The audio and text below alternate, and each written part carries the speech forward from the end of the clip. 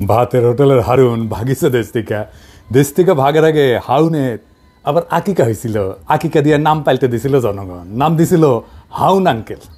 হাউন uncle একজন গরিব police officer ছিল, তাই মাঝে মাঝে ইমতে ফ্রিল্যান্সিং করেছিল। দেশে এখন নতুন হাউন আঙ্কেল আসিছে। শুনেন নতুন হাউন আঙ্কেল কি বলে।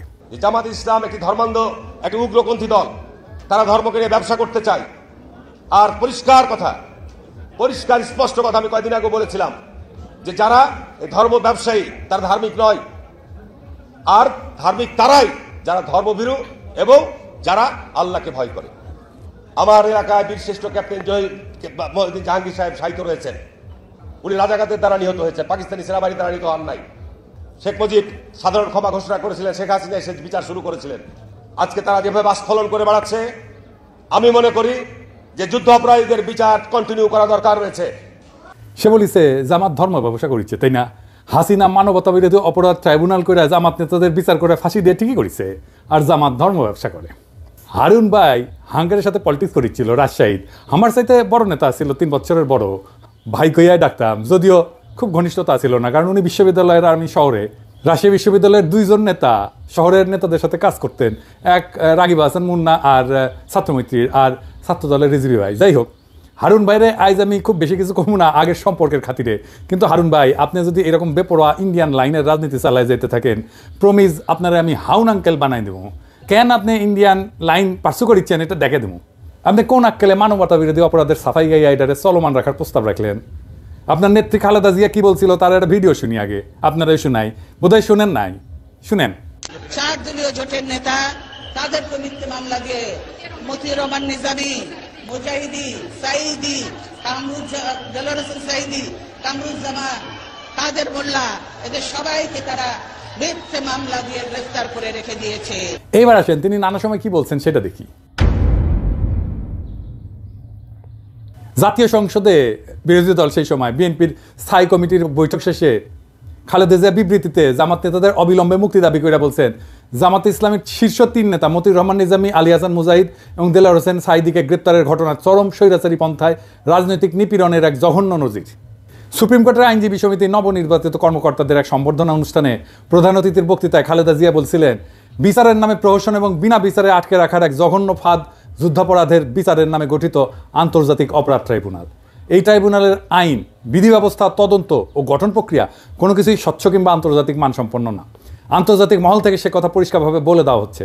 তবুও সরকার এই বিচারের নামে বিরোধী দল দমনের পথ বেছে নিয়েছে।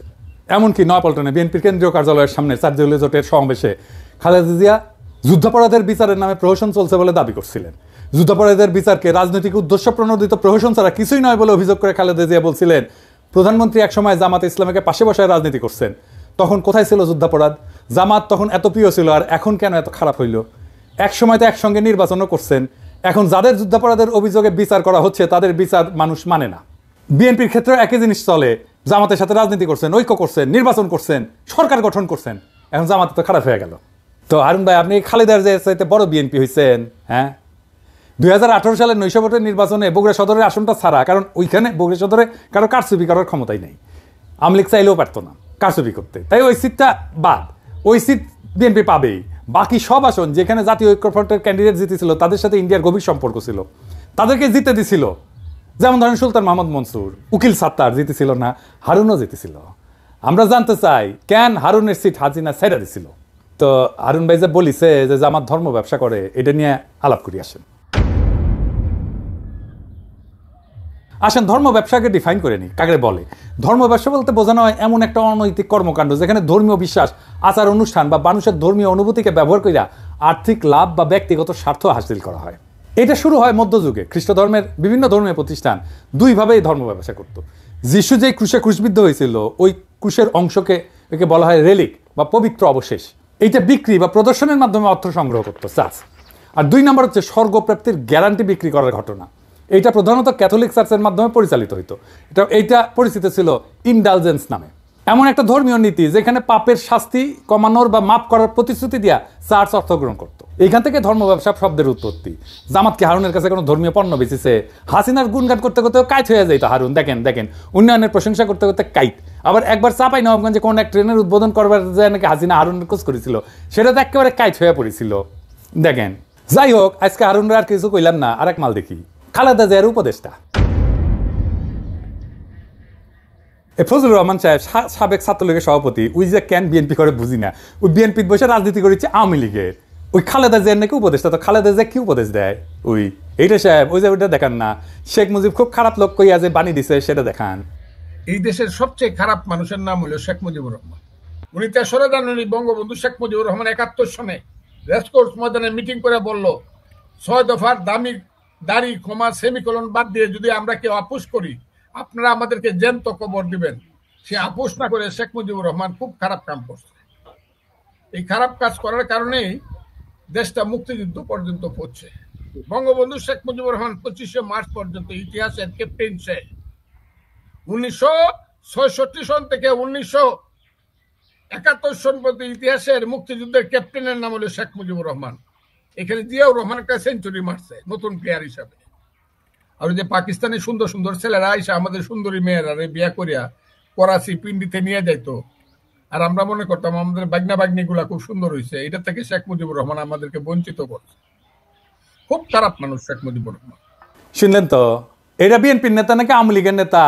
আরো শুনেন কি কয়, ছাত্রদের কোনো কন্ট্রিবিউশন ছিল না জুলাই আগস্ট বিপ্লবে, 90% বিএনপির কর্মী। জনতার সেই অবস্থার মধ্যে নিশ্চয়ই বৈষম্য বিরোধী ছাত্র আন্দোলন নামধারী নেতৃত্ব প্রকাশ্যে এবং গোপনে নেতৃত্বের ভূমিকায় অবতীর্ণ হয়েছিল, কিন্তু সমস্ত জনগণের 95% ছিল জাতীয়তাবাদী শক্তির সমর্থক এবং বিএনপির নেতা কর্মী। আমি শুধু বলবো, উদাহরণ দেওয়ার জন্য, শুধু যাত্রাবাড়িতে থেকে দাউদকান্দি পর্যন্ত যে লক্ষ লক্ষ মানুষ ছিল, শেষ দিন যে 137 জন লোক জীবন দিয়েছে থানা দখল করতে গিয়ে যাত্রাবাড়ি, এরা কারা? এদের একজন কি ছাত্র ছিল? এদের একজন কি বৈষম্য বিরোধী ছাত্র আন্দোলনের নেতা ছিল, কর্মী ছিল? না, এদের প্রায় 99% লোক ছিল শহীদ জিয়ার আদর্শের কর্মী, খালেদা জিয়া এবং তারেক রহমানের কর্মী। কারণ আইসানি আসিচ্ছি, এই প্রসঙ্গে আসিচ্ছি। আপনার নেতা মির্জা ফখরুল কি কইছিল আন্দোলন সম্পর্কে? বিএনপি নাকি আন্দোলনে ছিল না, এই যে দেখেন তার কথা শুনেন। আন্দোলনের সঙ্গে শিক্ষার্থীরা সরাসরি জড়িত, আমরা এই আন্দোলনের সঙ্গে কখনোই সরাসরি জড়িত নই। 90% বিএনপি কর্মী হয়ে গেল। আর দেখেন ছাত্রদের বিরুদ্ধে কি বিপুল ঘৃণা। সমন্বয়ক নামে 22-23 বছরের ছাত্ররা ডিসির সাথে মিটিং করতে যেতেছে, আর ওনার পুচ্ছে আগুন ধরে গেছে। শুনেন, এখন বাংলাদেশের সব দলের চেয়ে বড় দলের নাম হলো সমন্বয়কের দল। আমি কিশোরগঞ্জে গেছিলাম, যদি 4-5টা ছেলে হাতে ডায়েরি নিয়ে হাঁটে। আমি কেন আসছিলাম? ডিসি সাহেবের সঙ্গে মিটিং করতে আসছি।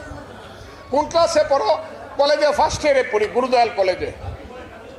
এইভাবে 3টা জেনারেশন নষ্ট হয়ে যাচ্ছে বাংলাদেশের।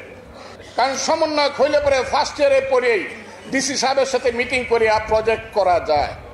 এইবার দেখেন নিজেই কি কইতেছে, যে ও নিজে, ফজলুর রহমান নিজে যখন ওই বয়সে ছিল, ওই বয়সে 32 জনের মারছে, যারে কইছে তারই মারছে, তার সাঙ্গ পাঙ্গড়ায়। যে শুনেন, আমরা ছোটখাটো মানুষ, কিন্তু আমি যে 23 বছরে যে পাওয়ার পাইছিলাম, এখন ইউনুস সাহেবের সেই পাওয়ার নাই। আমি আবারও বলছি, 23 বছর বয়সে আমার হাতে যে পাওয়ার ছিল মুক্তিযোদ্ধা কমান্ডার হিসাবে, আমি ইচ্ছা করলেই বলতে পারতো ও এরে ফেলায় দে। 16 ডিসেম্বরের আগে এ রাজাকার আমার বিরুদ্ধে যুদ্ধ করছে, ফেলায় দে।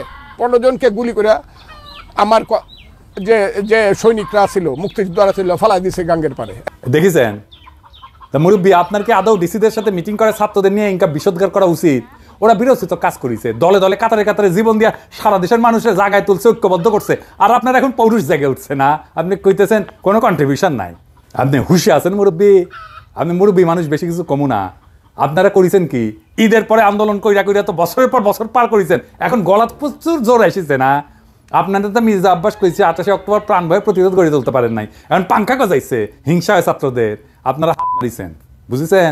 16 বছর ধরে হাত মারিছেন, ছাত্ররা পাইরা ফেলা মেরে দিচ্ছে 3 সপ্তাহে হাসিনার। ফাল পারা বন্ধ করবেন, আবার ফাল পারবেন তো পাবলিকে গলে পাইরা ফেলবে, খুব খেয়াল।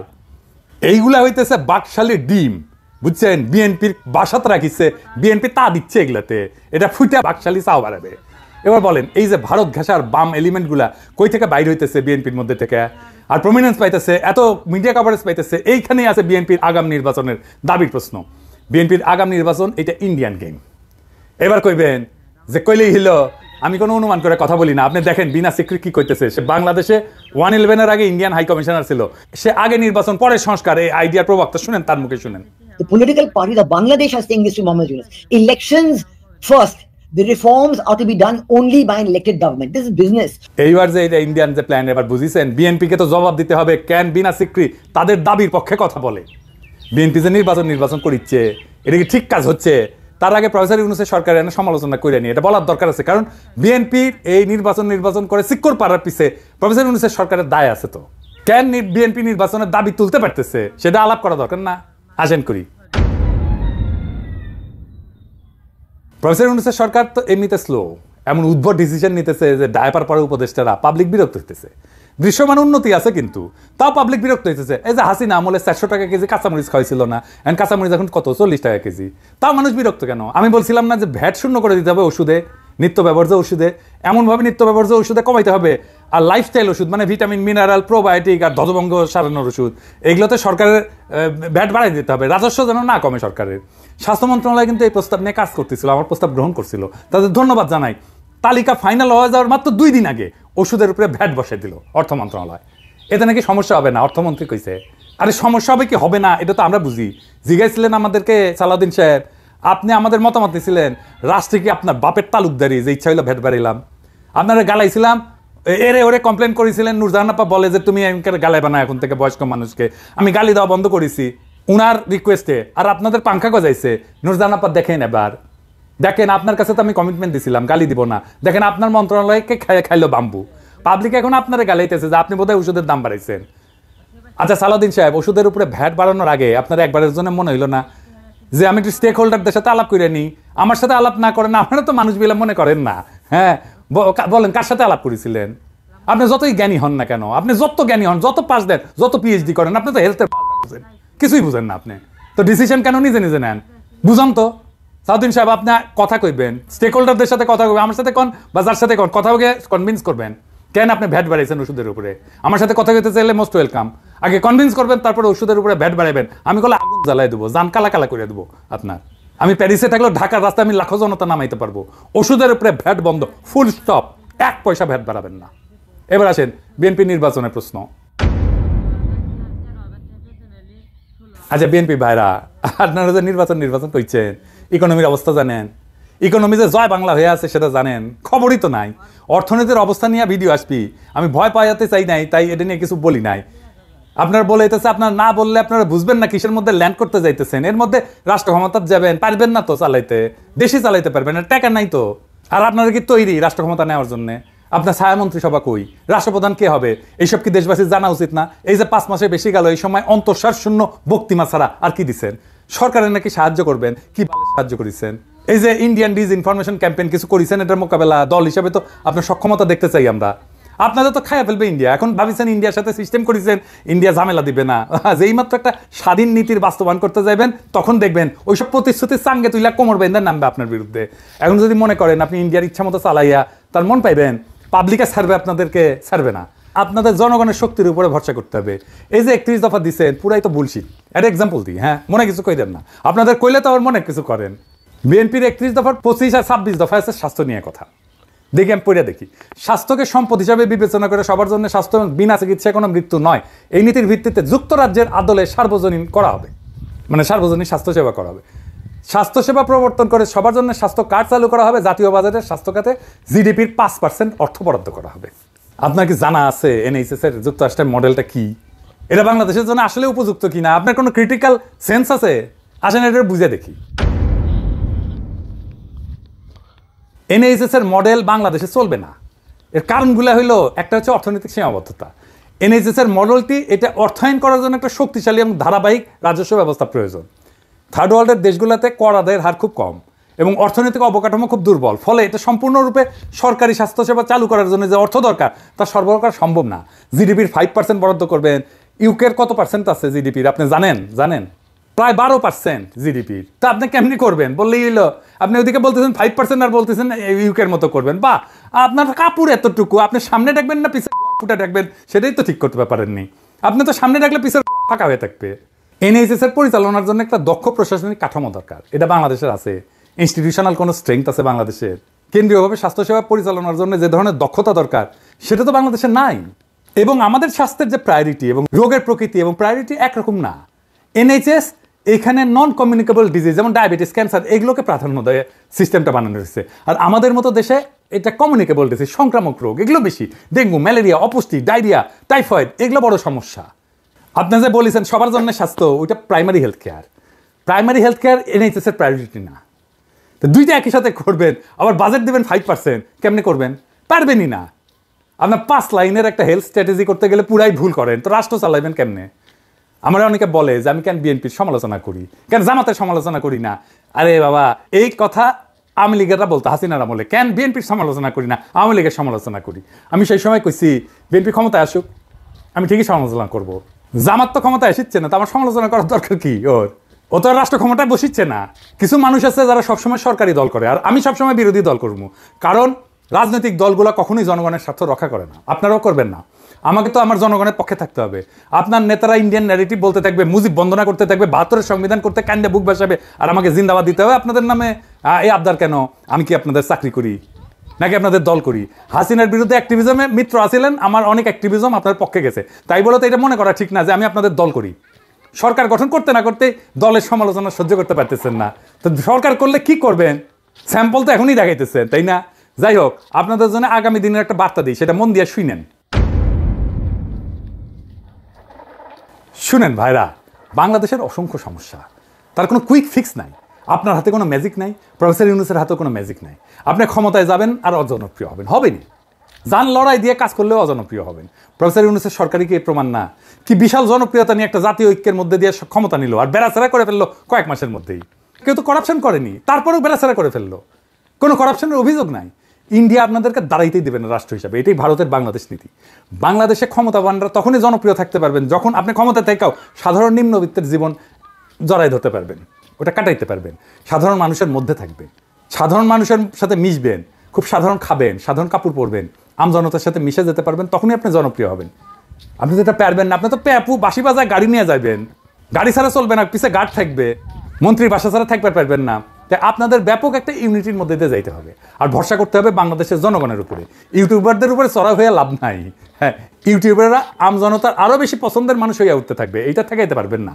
হুদাই ট্রাই করেন না। আপনার দলের বাম, আওয়ামী লীগ আর 72-এর সংবিধান আর ইন্ডিয়া প্রেমীদের ঠেকান। আপনাদের সাথে সম্পর্ক তাইলে রচিত হবে। আমরা তো জনগণের পক্ষ ছাড়বো না।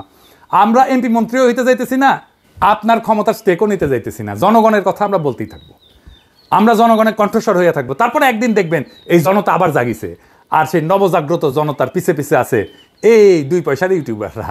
এই জিনিস যদি দেখতে না চান, তার বদলে আপনারা জায়গা ওঠেন, জনতার শক্তিকে ধারণ করেন, জনতার আকাঙ্ক্ষাকে ধারণ করেন, দেশ এবং জাতি উপকৃত হবে। ইনকিলাব জিন্দাবাদ।